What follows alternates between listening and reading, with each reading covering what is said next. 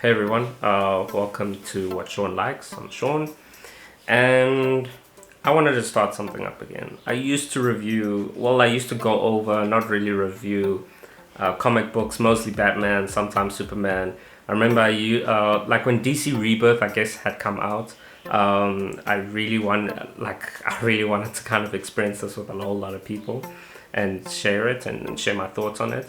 So yeah, we're getting back into it. But before we jump into the issue we're going to look at today, I'm just sort of going to be catching up from a bunch of things after DC Rebirth, a couple of storylines I really enjoyed.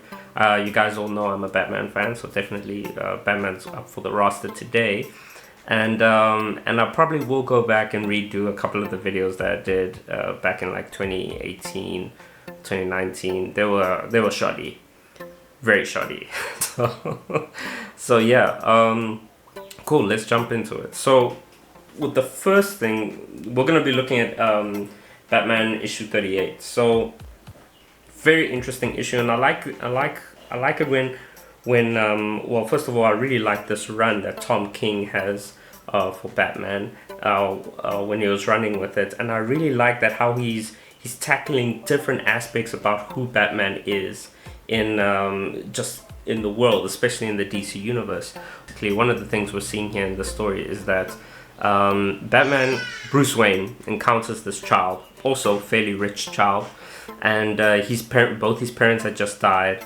The kid is there with the butler, and he's busy pouring his heart out, busy like, I can't believe this happened, these criminals, they went and did this, and I know, Bruce Wayne, the same has happened to you, you know, like, please tell me, how do you deal with the pain and all this stuff, right? So Bruce is obviously there. He's doing his thing as Bruce Wayne. He's consoling the kid and so on. Don't worry, I don't think the pain ever goes away, because ultimately, what is Batman? What is Bruce Wayne? But a kid who's still stuck in the alleyway, and I've said this a couple of times before, you'll always hear this, it's a core character of who Batman is, but a kid who's still stuck in the alleyway with his parents dead, you know, and he's never left that position, he's never left that place. And it's really what drives him and what pushes him and what makes him also not cross certain lines, like killing, you know, like killing villains, like killing people and so on. So with that type of fortitude, we obviously see Batman, Bruce Wayne, Dawn the Cowl, goes out into the streets and he starts investigating these murders, like the murder of this kid's parents, but also he starts seeing like other murders creeping up.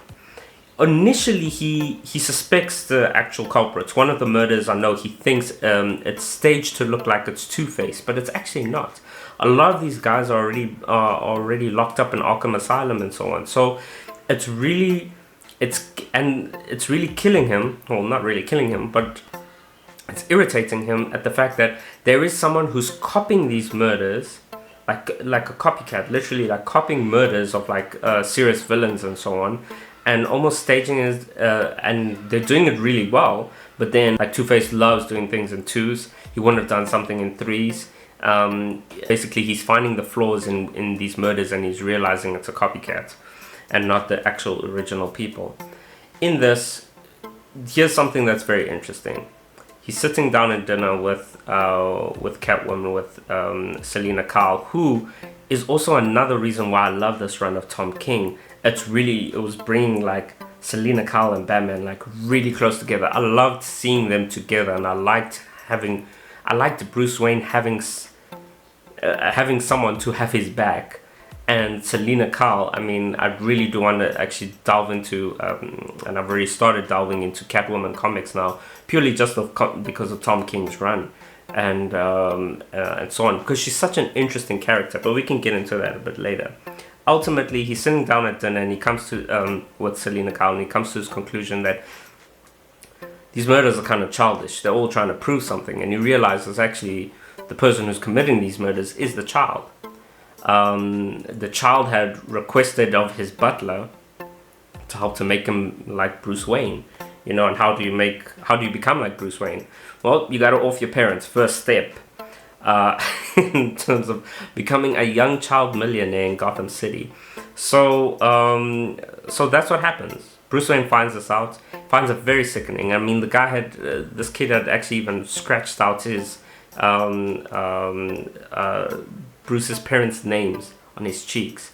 He's not okay. He thinks he's Bruce Wayne. Like, he wants to be Bruce Wayne. And I thought this was a very challenging thing, like the psychology of it. Reason being is because growing up, you're reading these comics.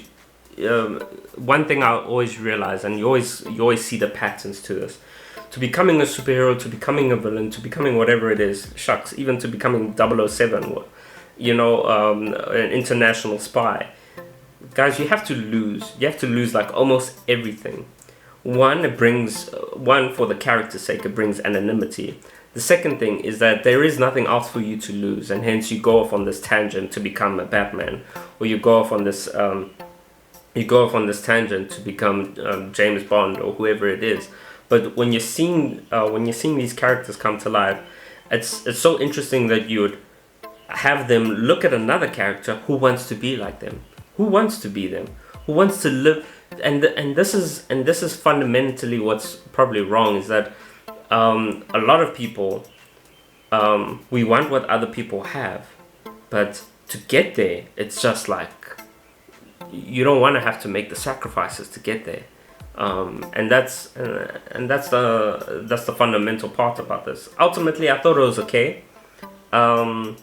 It was one of my favorite stories to read when at the time I was reading this with Tom King's run, and I liked how Bruce could ultimately always bounce things off Selena Kyle. It's super interesting when you see them converge like that. But yeah, cool. If you like this review, if you like this this channel, this video, please like and subscribe. Leave a comment, and yeah, I'll catch y'all later. Cheers.